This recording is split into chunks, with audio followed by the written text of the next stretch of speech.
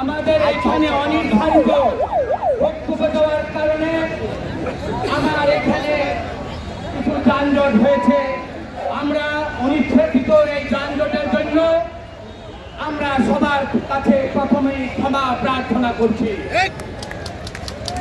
প্রিয় মুন্সিগঞ্জবাসী, আমি যে জিম্মাদারি নিয়ে এখানে দাঁড়িয়েছি, এই জিম্মাদারির ধারাবাহিকতা ছিল শহীদ প্রেসিডেন্ট জিয়াউর রহমানের আদর্শকে বুকে ধারণ করে জনাব সিদ্দিকুর রহমান এই মাটিতে দাঁড়িয়ে ধানের শীষের প্রতীককে আপনাদের সামনে তুলে ধরেছিল। তার ধারাবাহিকতায় জননেতা, সংগ্রামী জননেতা জনাব আব্দুল হাই ধানের শীষের জিম্মাদারি নিয়ে এই মুন্সিগঞ্জের মানুষের কাছে ধানের শীষের প্রতীক দিয়ে আপনাদের কাজ করায় দাঁড়িয়েছিল।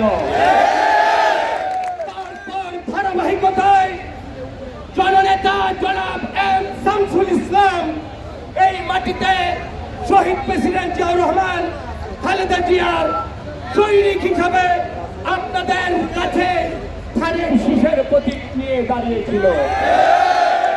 আল্লাহর রহমতে জাতীয়তাবাদী দলের বেগম খালেদা জিয়ার সরাসরি আশীর্বাদ, নির্দেশনা এবং তারেক রহমানের আগামী দিনের মুন্সিগঞ্জকে যেভাবে শিক্ষিত, তারুণ্য, সৎ, জবাবদিহিতার নেতৃত্ব মুন্সিগঞ্জে প্রতিষ্ঠিত করতে চায়, সেই আলোকেই আপনাদের দোয়ায় উপরে আল্লাহকে সাক্ষী রেখে বলছি, কামরুজ্জামান রতনকে নয়, তারেক কর্মীকে তারের শীষ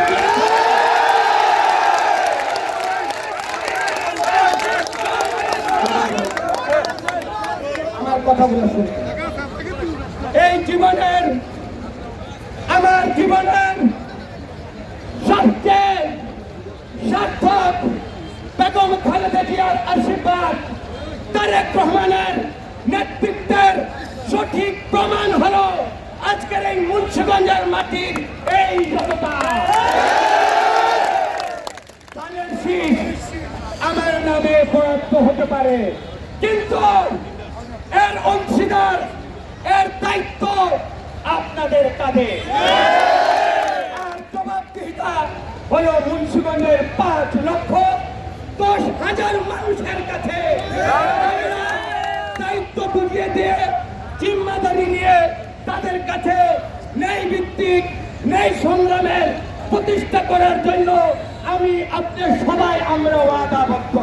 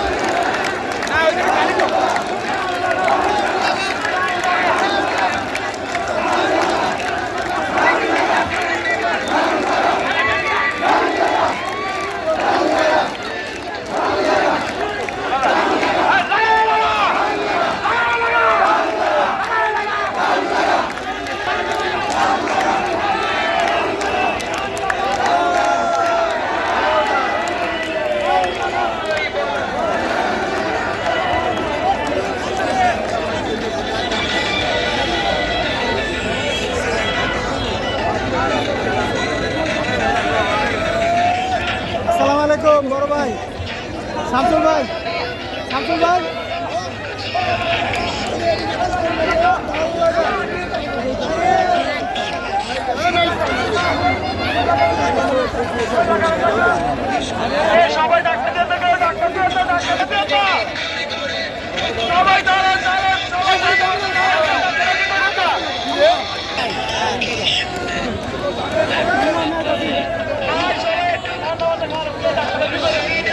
শামসুল ভাই